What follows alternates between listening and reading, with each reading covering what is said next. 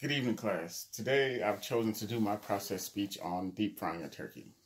Many of us around the holidays tend to get together with our families and loved ones to have a big meal, and we choose turkey.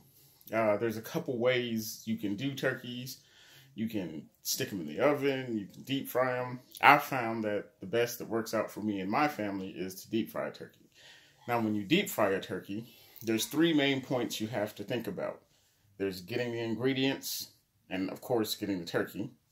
There's preparing the turkey, getting it ready to cook, and then there's actually cooking the turkey. According to the USDA.gov, they recommend cooking the turkey within 1 to 2 days of buying it.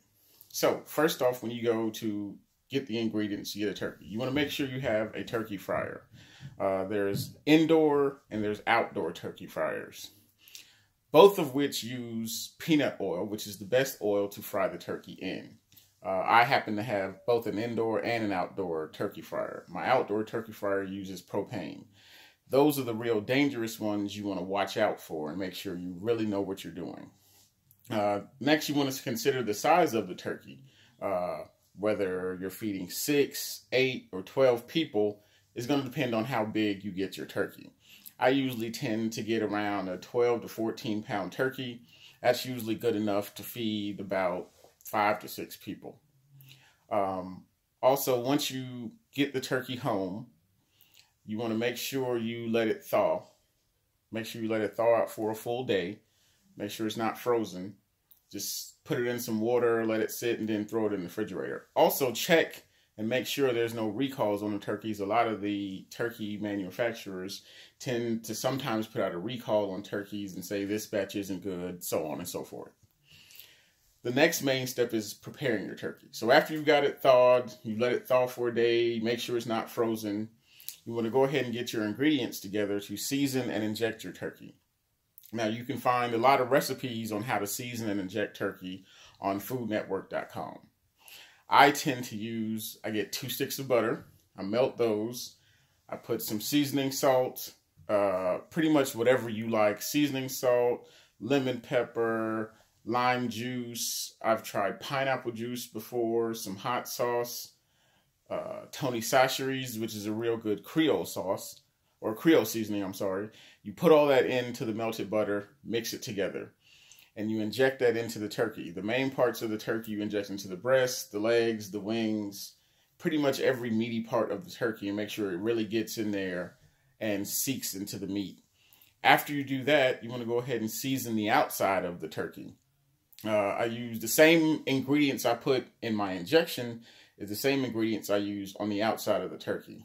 I tend to go a little heavier with the Tony Chachere's, the Creole seasoning on the outside of the turkey. Just make sure you get in all the cracks and all the crevices to make sure it's really seasoned good, to your liking, of course. You don't want it too salty. So once you've got your bird seasoned real good, you want to go ahead and put that back in the freezer. Let that sit. I recommend letting it sit for about 10 to 12 hours. I usually do that and prepare the turkey the day before I'm going to fry it. So let's say I was cooking the turkey tomorrow. I would have already seasoned it and injected it about 4 or 5 hours ago and let it sit as close to 24 hours as I can possibly get it to. Then you move into cooking the turkey. Again, it depends on what type of fryer you use. I've used both my indoor and my outdoor. But even on my indoor one, I tend to put it outside because it's very dangerous frying a turkey.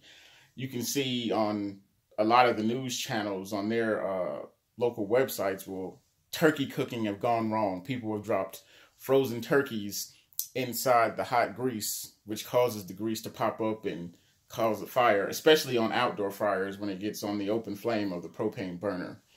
So what I usually do is, before I go ahead and fry the turkey, I take it out an hour to 2 before and let it sit out, let it come to room temperature. That way I make sure it's completely thawed out and there's no water on it because that water and grease doesn't really mix well. I let that sit to room temperature and then I go outside and I pour my peanut oil inside my fryer. Now you want to go ahead and make sure your peanut oil comes up to about 325. Once you get it to 325, you're ready to drop your bird in. Now, the thing with cooking a turkey is you want to cook the turkey 3 to 4 minutes per pound. So if I have a 12-pound turkey, that's 36 to 48 minutes. I tend to go a little bit over, maybe 2 or 3 minutes over, just to make sure it's cooked all the way through. Again, it depends on what type of fryer you're using. My indoor fryer, I can set the temperature, and then I'm good to go. My outdoor one, I have to use a thermometer, make sure it gets up to that temperature. Once I drop the turkey inside the oil, obviously the temperature is going to drop. So then I have to play with the burner to make sure it gets back up to 325 and cooks around there. Again, you want to make sure you get it to 3 to 4 minutes per pound. Once it's done cooking, you take it out of the oil, let it sit, let the oil drain off. Let it sit for maybe about 5-10 minutes, let it cool down, and you're ready to slice and get into it and eat. And if you haven't had it, it's the most juiciest thing in the world. I love making turkey sandwiches after Thanksgiving off the fried turkey that I make. They're pretty good. Again, I hope you enjoyed it. I hope one day you yourself get a chance to fry a turkey if you haven't, or at least try fried turkey, because I said it is delicious. Thank you, and I hope everyone is doing well.